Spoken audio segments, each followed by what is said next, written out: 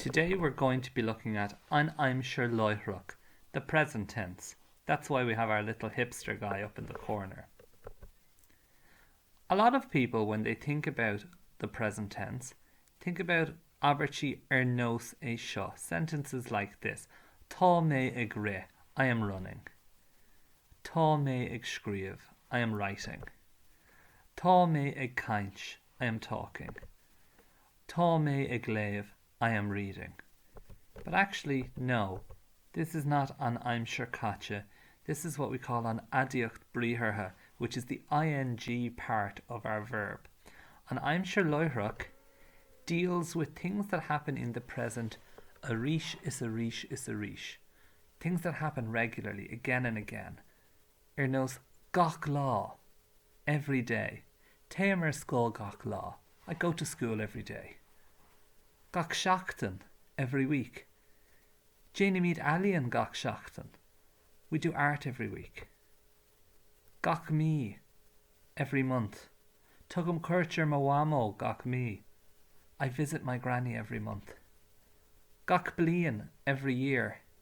Téimir ma léithin de sira gach bliain, I go on holidays every year. Gach luan, every Monday. Scríbhn sios ma oberwaile gach luan, I write down my homework every Monday. Now, féach structure na haberta, the structure of this sentence. Tá bríthir a gcuin, verb, agus tá parsa a gcuin, person. An bhfeiceann tú níl aon H ann nos an Aimsir Catcha. No H like we'd have in the Aimsir Catcha. Ní dhéanamid aon athruithe tús an bríthir. We don't make any changes to the start of the verb in the Aimsir Láithreach. Ach, déanamid athrú an deara. We do change the ending. Glanann tú an seomra. You clean the room. Now we'll remember from an Aimsir Catcha our pattern of quail a quail and leathan le leathan. Má tá gutta leathan an seo, caithfidh mé gutta leathan a chur an seo. They have to both be broad vowels or both be narrow vowels. And we'll see here that this does work. So tá sé ceart. Glanann tú an seomra. You clean the room every day or regularly. Glanann sé an seomra. Glanann sí an seomra.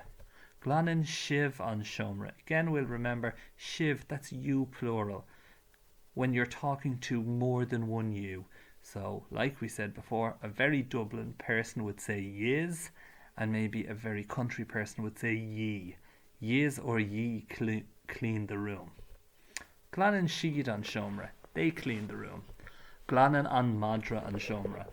The dog cleans the room. It could be Glanann Niall an seomra, Glanann an Moonshore an seomra, Glanann mo Water an seomra. An bhfeiceann tú cén cín atá in asnamh. Which ones have we left out? Muid, we. And just like on Aimsir Catcha, we have a different ending for we. Now, you can say Glanann muid an seomra. Tá sé ceart. It is correct. But in most parts of Ireland, we would take our muid and turn it into an ending that goes on our route. So, Glanann muid, slán leat, Glanann míid. Agus a ríis féach an bhfuil sé leathan an seo, agus an bhfuil sé leathan an seo, tá siad, so tá sé ceart galore. Now, here's a difference. We have something different for may. In the Aimsir Catcha, we would use may. And again, Glanann may an seomra, I clean the room. Technically, that is correct, and you can use it. But for most parts of Ireland, our may gets absorbed into our verb. So, slán leat Glanann may, Glanam. Glanam an seomra, I clean the room. Agus féach an seo, an bhfuil sé leathan, tá sé. An bhfuil sé leathan, tá sé, so tá sé ceart galore. Seo sampla eile. Éist. Éist tú le Niall. Now this doesn't mean anything without the ending. Éistin tú le Niall. You listen to Niall regularly. I hope you do. Now, déanfaimid sheck. We're going to do a check. An bhfuil sé leathan an seo, tá sé. An bhfuil sé leathan an seo, níl sé, tá sé quail. So sin mí ceart. This can't be right. We can't have a broad vowel and a narrow vowel together. So, slán leat an agus féach an seo. An difriúil, a different an. E-A-N-N. Still sounds the same. Éistin tú le Niall. You listen to Niall. Déan hí míad seic. An bhfuil sé quail an seo, tá sé quail. An bhfuil sé quail an seo, tá sé quail. Quail a quail, tá sé ceart go leor. Now, éistin sé le Niall, éistin sí le Niall, éistin sibh le Niall, éistin siad le Niall, agus éistin an madra le Niall. He actually doesn't listen to me very often at all. Now, again, which one was missing? Muid. Can you say éistin muid le Niall? Yes, technically it's correct, but the better way to say it is éistin míid. Now, arís, déan hí muid seic. We're going to do our check. Gut a leathan an seo, broad vowel. Gut a quail an seo, narrow vowel. Níl sé ceart. We can't have quail and leathan together. So slán leat imíd, agus seo imíd difriúil. Different spelling. I-M-I-D. Sounds completely the same. Éiste míid le Niall. Ach an seo fecin muid. Gut a quail, agus gut a quail. Quail a quail, tá sé ceart go leor. Now inis, éistin mé le Niall. I listen to Niall. And bhfuil sé ceart? Yes, technically it is right, but there's a better way to say it. Éistim le Niall. Éistim.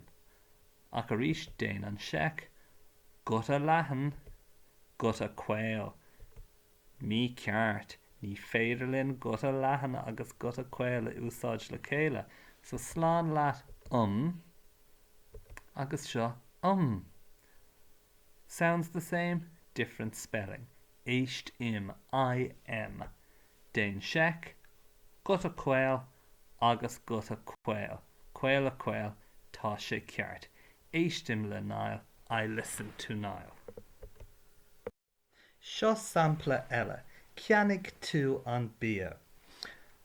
Tá gá seoladh ag an bríthir seo. It has two syllables. Cean ig. Agus más cuimhin libh on Aimsir Láithreach. If you remember from the Aimsir Láithreach, when this happens, we have to get rid of that ending before we can put on another. So we're going to get rid of our ig.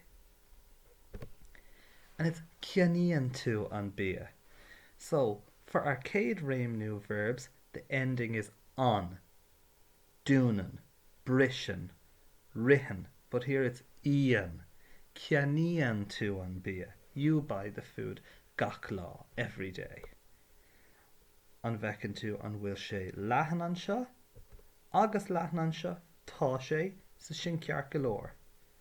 Ceaníonn sé an bia, ceaníonn sí an bia, ceaníonn sibh an bia, ceaníonn siad an bia, ceaníonn an madra an bia.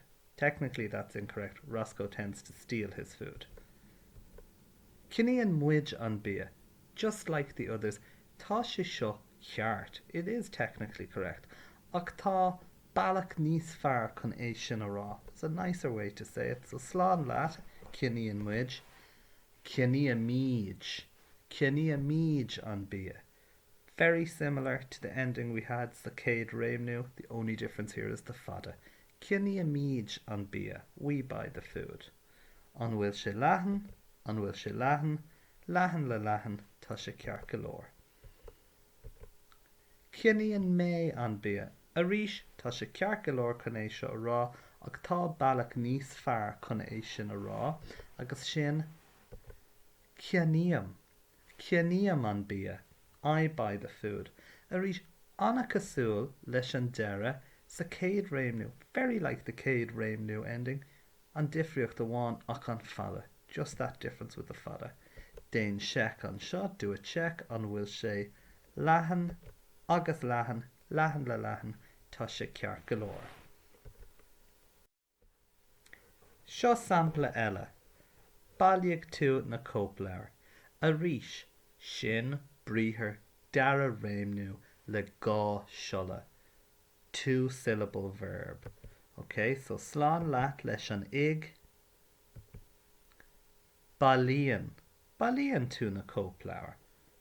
Now, déan seic an seo, an bhfuil guta leathna guinn tá ó, ach tá guta quail an seo. Leathan le quail, tá sé mícheart, ní féidir leat guta leathan agus guta quail a chur le chéile. So slán leat íon agus féach íon. Tá sé an canon céine fuam, exact same sound, but the spelling is different. I fada O-N-N. Agus déan seic an bhfuil sé quail an seo, tá sé quail. An bhfuil sé quail an seo, tá sé quail. Quail le quail, tá sé ceart. That's correct. Bailíonn tú na cópleabhar. You collect the copies. Bailíonn sé na cópleabhar. Bailíonn sí na cópleabhar. Bailíonn sibh na cópleabhar. Bailíonn siad na cópleabhar. Bailíonn an madra na cópleabhar. Anois, féach an seo. Bailíonn muid na cópleabhar. Would this be correct? We collect the copies? Yeah, you can say it like this. Ach tá bailach níos fearr chun é a rá. Nicer way to say it. Bailíonn míid na cópleabhar. We collect the copies. Ach arís déan seic agus feiceann muid tá sé leathan an seo ach tá sé quail an seo. Ní féidir leat guta leathan agus guta quail a chur le chéile. Tá sé mícheart. So fáil ré leis an imíd seo, slán leat imíd, agus féach imíd difriúil, a different one. Now it sounds the exact same, it's just a difference in spelling. I fada M-I-D. Bailíonn míid na cópleabhar. We collect the copies. Tá sé quail an seo, tá sé quail an seo. So quail a quail, tá sé ceart. Bailíonn mé na cópleabhar. Once again, yes, I can say this. Ach tá bailach níos fearr chun é sin a rá. Agus sin, bailíonn na cópleabhar. I collect the copies. Bailíonn na cópleabhar. Ach déan seic arís agus feiceann tú. Tá sé leathan an seo, ach tá sé quail an seo. Agus ní féidir leat guta leathan agus guta quail a chur le chéile. So, slán leat leis an íam sin agus féach íam nua. Exact same sound, just litrú difriúil. Tá sé quail an seo, tá sé quail an seo. So tá sé ceart. Bailíonn na cópleabhar. I collect the copies. Cearcalóir, inis támuid chun féachant conas ceistena a chur san Aimsir Láithreach. How do we ask questions san Aimsir Láithreach? Agus dálamuid maidir leis an Aimsir caite tá bailach difriúil chun ceistena a raigart as Gaeilge. When we learned about the Aimsir caite, we learned there's a different way of answering questions in Irish. There's no such thing as yes and no. Now, we're used to hearing tá and níl, but that's not how you answer a question in Irish. You answer a question with the question you were given. So, did you break it? Not yes or no, but I broke it or I didn't break it. On mission to, do you break? Now, you've probably noticed that there's an extra letter here at the beginning of brishin. That's what we call an uru, which is a small letter that we put on the front of our word for a variety of reasons. Here, it's when we're asking a question. On mission to.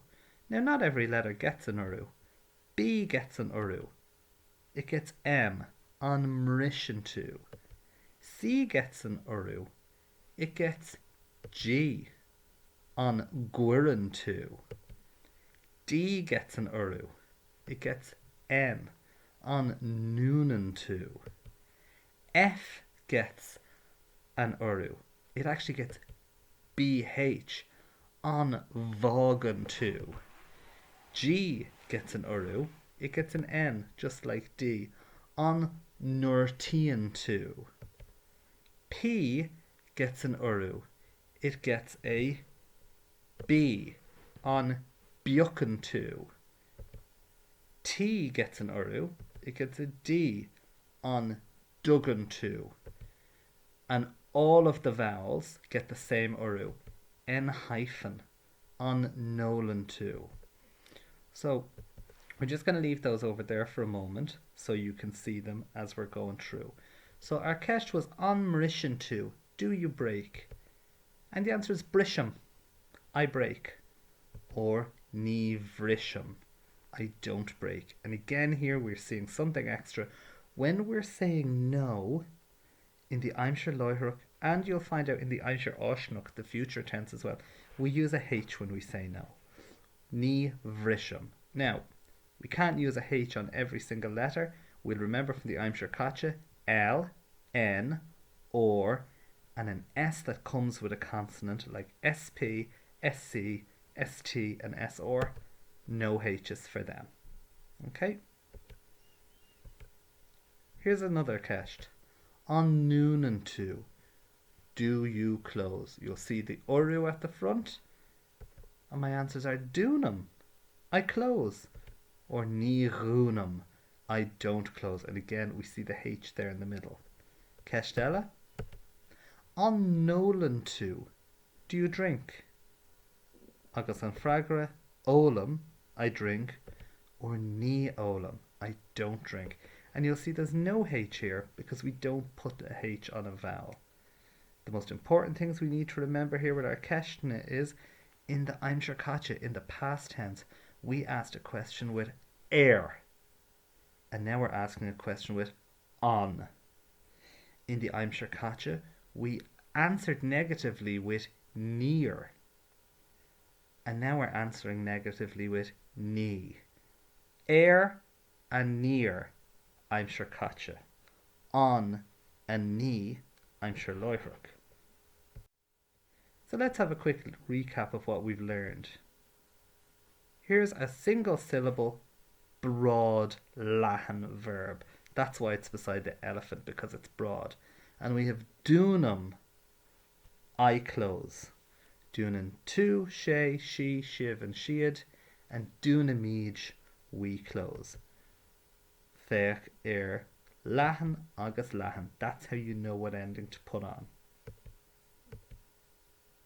Here's a single syllable narrow verb. Tá sé quail. That's why it's with the flamingo. Caham, I throw, wear, or spend. Cahan tu, cahan she, cahan shiv, cahan shiad. And then cahamij, we throw, wear, or spend. A rish fech tá sé quail anseo agus quail anseo. That's how you know what ending to use. Here's a two-syllable broad verb.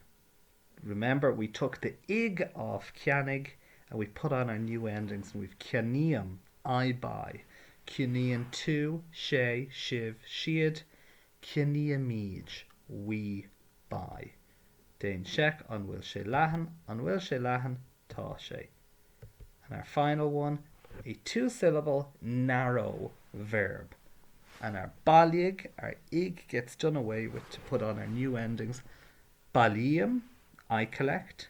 Balian tu, she, shiv, and shiad.